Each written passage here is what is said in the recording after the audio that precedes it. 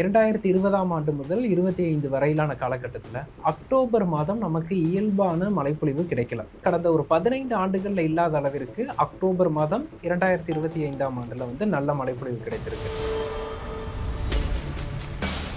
அந்த அக்டோபரில் இயல்புக்கு அதிகமாக பெய்த மழையும் இயல்புக்கு அதிகமான மழை நாட்களும் ஒரு காரணமாக இந்த நவம்பர் துவக்கத்தில் ஒரு இடைவெளி வந்ததுக்கு காரணமாக அமைஞ்சிருச்சு. அதே போல் இந்த மோன்தா புயல் வடக்கே சென்றது, அது மட்டுமல்லாமல் வடகிழக்கு பருவமழை தொய்வு நிலை அடைந்தது, கடல் சார்ந்த அலைவுகள்லாம் சாதகம் இல்லாமல் சென்றது, இது போன்ற பல வானிலை காரணிகள் நவம்பர் மாதத்தின் முதல் 2 வாரங்களில் பருவமழை சற்று தொய்வாக தான் இருக்கும் அப்படின்னு எதிர்பார்க்கப்பட்டது. வடகிழக்கு பருவமழை என்பதை இடைவெளியுடன் கொடுக்கக்கூடிய மழை தான்.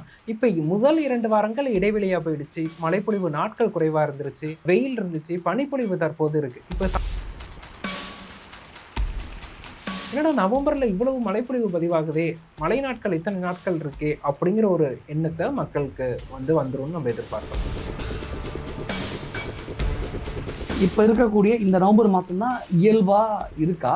அப்போ இத்தனை வருஷமா இந்த நவம்பர் மாதத்துல மழை பெஞ்சுக்கிட்டே இருந்ததுல, அப்போ அது இயல்பை மீறிய ஒரு இயற்கையின் இல்லை செய்யலாம். நீங்கள் நவம்பர் 30 தான் இதை பற்றி பேசணும். இன்னைக்கு தேதி 14 தான் ஆகுது. நவம்பர் மாதத்துல மிக அருமையான மழைப்பொழிவை கொடுக்கக்கூடிய ஆண்டா மாறப்போகுது. நல்ல மழைப்பொழிவை எதிர்பார்க்கலாம். அக்டோபர் மாதம் பரவலான மழையை கொடுத்து இப்போ திடீரென ஒரு 2 வாரங்கள் தொடர்ச்சியாக தொய்வு நிலை அடைஞ்சோன்னு நவம்பரில் மழையே இல்லையோ அப்படிங்கிற ஒரு கேள்வி வந்திருக்கு.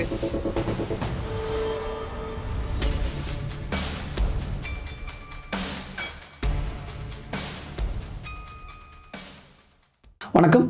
இன்றைய நமது சிறப்பு விருந்தினர் தனியார் வானிலை ஆய்வாளர் ஹேமச்சந்தர் அவர்கள். வணக்கம் சார். வணக்கம்.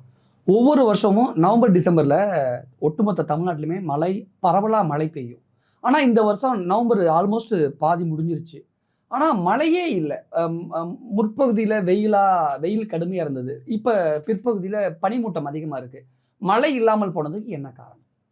குறிப்பாக பார்த்தோன்னா இந்த நிலையில் பார்த்தா கடந்த ஒரு 6 ஆண்டுகள் எடுத்துட்டா 2020ஆம் ஆண்டு முதல் 25 வரையிலான காலகட்டத்தில் அக்டோபர் மாதம் நமக்கு இயல்பான மழைப்பொழிவு கிடைக்கல.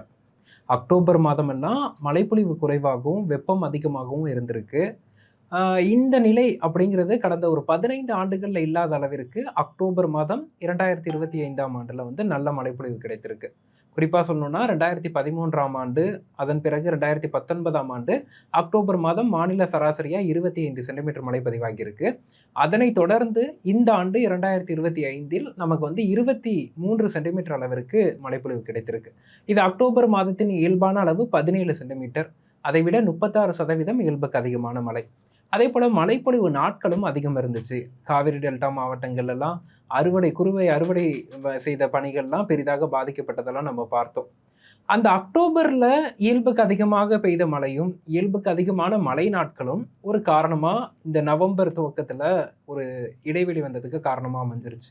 அதே போல் இந்த மோன்தா புயல் வடக்கே சென்றது, அது மட்டுமல்லாமல் வடகிழக்கு பருவமழை தொய்வு நிலை அடைந்தது, கடல் சார்ந்த அலைவுகள்லாம் சாதகம் இல்லாமல் சென்றது, இது போன்ற பல வானிலை காரணிகள் நவம்பர் மாதத்தின் முதல் 2 வாரங்களில் பருவமழை சற்று தொய்வாக தான் இருக்கும் அப்படின்னு எதிர்பார்க்கப்பட்டது. இது நவம்பர் மாதத்தில் இது போன்ற ஒரு பேட்டர்ன் தான் எதிர்பார்த்தோம். ஆனால் இது வரைக்கும் இப்படி ஒரு நவம்பர் மாதத்தை யாருமே பார்த்தது இல்லை இந்த ஜென்ரேஷன். இல்லை, அப்படி நம்ம சொல்ல முடியாது. வடகிழக்கு பருவமழையிலேயே நமக்கு அக்டோபர், நவம்பர், டிசம்பர் 3 மாதங்கள் வடகிழக்கு பருவமழைனா நமக்கு அதில் ஒரு 10 நாட்கள் தொடர்ச்சியான மழை பதிவானாலே பெரிது. நமக்கு இடைவெளி நாட்கள் என்பது எல்லா வருடங்கள்லையுமே இருக்கும். இப்போ 2015ஆம் ஆண்டு பெரும் வெள்ளத்தை சந்தித்தோம். அப்போது அந்த 2015ஆம் ஆண்டு எப்போ மழை பெஞ்சிச்சுன்னு எடுத்து பார்த்தீங்கன்னா நவம்பர் 5ஆம் தேதி வடகிழக்கு பருவமழை தாமதமாக அக்டோபர் 30 தான் தொடங்குது, மாத இறுதியில் தான் தொடங்குது. நவம்பர் 5 தான் தீவிரமடைய தொடங்குது. டிசம்பர் 5ஓட நிறைவே பெற்றுட்டு 1 மாத மழை தான் அது, ஆனால் பெருவெள்ளம். அப்போது இதுலேருந்து நம்ம என்ன தெரிஞ்சுக்கணும்னா வடகிழக்கு பருவமழை என்பதை இடைவெளியுடன் கொடுக்கக்கூடிய மழை தான். இப்போ முதல் 2 வாரங்கள் இடைவெளியாக போயிடுச்சு, மழைப்பொழிவு நாட்கள் குறைவாக இருந்துருச்சு, வெயில் இருந்துச்சு, பனிப்பொழிவு தற்போது இருக்குது. இப்போ சமீப காலமாக என்னென்னா பனிப்பொழிவு அதிகமாக இருக்குது, இனிமேல் மழை வராதுங்கிற ஒரு பரவலான பேச்சு பார்க்கப்படுறோம். வடகிழக்கு பருவமழை காலம் என்றாலே பனிப்பொழிவு இருக்கும். ஏன்னா நமக்கு வடகிழக்கு பருவக்காற்று எப்படி சொல்கிறோன்னா வட இந்தியாவில் நிலவக்கூடிய அந்த வறண்ட வடக்கு காற்று, அதை தான் நம்ம வாடை காற்றுன்னு சொல்லுவோம். அந்த வறண்ட வாடை காற்றும் தென்சீன கடலிலிருந்து வரக்கூடிய ஈரப்பதம் மிகுந்த கிழக்கு காற்று இந்த வடக்கு கிழக்கு என வடகிழக்கு காற்றாக இணைந்து இது தமிழக கடற்கரை அடையும் போது இது வடகிழக்கு பருவமழையை கொடுக்குது. அப்படி பார்க்கும்போது சமீபமா கடந்த 3-4 நாட்களா ஒரு பனிப்பொழிவும் என்ன காட்டுதுன்னா, அது வந்து வாடை காற்றின் ஊடுருவல் இருக்குங்கிறத காமிக்குது. தற்போது கிழக்கு காற்றின் ஊடுருவல் நமக்கு வங்கக்கடல் பகுதிகளில் காணப்படுது. அடுத்த சில நாட்கள்ல இது தமிழகத்தை நோக்கி வந்து முழுமையாக வடகிழக்கு பருவமழை நவம்பர் 3வது 4வது வாரங்கள்ல தீவிரமடைந்து மழைப்பொழிவு கொடுக்கும் அப்படின்னு நம்ம எதிர்பார்க்கலாம். அப்ப நவம்பர் இறுதியில பார்த்தோம்னா, இப்ப வெயிலும் பனியும் பார்த்துட்டோம். என்னடா நவம்பர்ல இவ்வளவு மழைப்பொழிவு பதிவாகுதே, மழை நாட்கள் இத்தனை நாட்கள் இருக்கே அப்படிங்கிற ஒரு எண்ணத்தை மக்களுக்கு வந்துரும்னு நம்ம எதிர்பார்க்கலாம். இப்ப இருக்கக்கூடிய இந்த நவம்பர் மாசம் தான் இயல்பா இருக்கா? அப்ப இத்தனை வருஷமா இந்த நவம்பர் மாசத்துல மழை பெஞ்சுக்கிட்டே இருந்ததுல, அப்ப அது இயல்பை மீறிய ஒரு இயற்கையின் இல்ல செய்யலாம். அதுதான் இப்ப எப்படி நம்ம கன்க்ளூட் பண்ணணும்னா, நீங்க நவம்பர் 30ல தான் இத பத்தி பேசணும். இன்னைக்கு தேதி 14 தான் ஆகுது. நவம்பர் மாதத்தை பொறுத்தளவிற்கு மாநிலத்தின் சராசரி மழை அளவு 18 சென்டிமீட்டர். இது மாநிலம் முழுவதும் சராசரி. சென்னையை எடுத்துட்டீங்கன்னா, கிட்டத்தட்ட நுங்கம்பாக்கத்தை எடுத்துட்டீங்கன்னா 40 சென்டிமீட்டர் சென்னை நுங்கம்பாக்கத்துக்கு. இந்த 40 சென்டிமீட்டர் மழைப்பொழிவு எத்தனை நாட்கள்ல வருது அப்படின்னு பார்த்தா, 11 நாட்கள் தான் மழைப்பொழிவு நாட்களா இருக்கு நமக்கு. அதாவது தரவுகள் அடிப்படையில நவம்பர் மாதம் சென்னை நுங்கம்பாக்கத்துல 11 நாட்கள் தான் மழைப்பொழிவு நாட்கள். அதன் சராசரி அளவு 40 சென்டிமீட்டர். அப்ப 11 நாட்கள் தாங்கிறப்போ, இந்த 40 சென்டிமீட்டர் அடையணும்னா ஒவ்வொரு நாளும் 1.3 சென்டிமீட்டர் மழை பெய்தாலே மாத இறுதியில 40 போயிடும். அப்படி பார்க்கிறப்ப இந்த வடகிழக்கு பருவமழையோட இயல்பே இந்த ஓரிரு வாரங்கள் தீவிரமடைந்து மழைப்பொழிவை கொடுக்கிறது தான். அப்படி பார்த்தா இது இயல்பான ஒன்று தான். இது ஒவ்வொரு ஆண்டுமே இந்த போன்ற நமக்கு இடைவெளி என்பது அமையும். நமக்கு அக்டோபர்ல மழைப்பொழிவு குறைவா இருந்து தாமதமா வடகிழக்கு பருவமழை தொடங்கும் போது இது பெரும் பேசும் பொருள் ஆகல. ஆனா இந்த ஆண்டு இயல்புக்கு முன்னதா அக்டோபர் 15ஆம் தேதியே பருவமழை தொடங்கி அக்டோபர் மாதம் பரவலான மழையை கொடுத்து இப்ப திடீரென ஒரு 2 வாரங்கள் தொடர்ச்சியா தொய்வு நிலை அடைஞ்சோன்னே நவம்பர்ல மழையே இல்லையோ அப்படிங்கிற ஒரு கேள்வி வந்திருக்கு.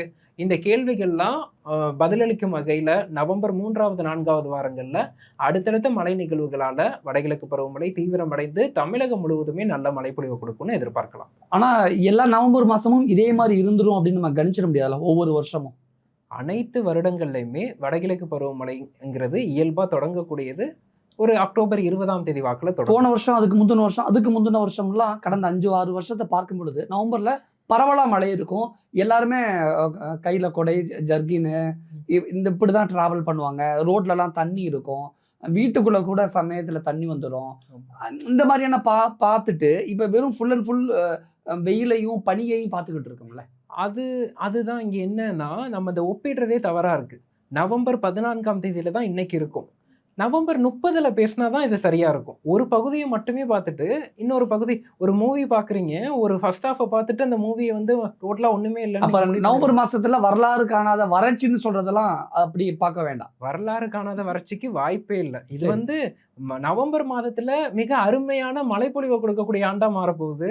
நல்ல மழைப்பொழிவை எதிர்பார்க்கலாம். நவம்பர் மாதம் பார்த்தீங்கன்னா இறுதியில தமிழகத்தின் கடலோர மாவட்டங்கள்ல நீர்நிலைகள் நிரம்பும் அளவிற்கும், நிலத்தடி நீர்மட்டம் உயரும் அளவிற்கும், விவசாயிகளுக்கு போதுமான அளவிற்கு மழையும், அதே போல எங்களுக்கு மழையின் தேவை முடிந்து விட்டது, பருவமழை இது இனி நம்மளை விட்டு விலகி சென்றால் நல்லதுன்னு பொதுமக்கள் கூறும் அளவிற்கும் மழைப்பொழிவை எதிர்பார்க்கலாம்.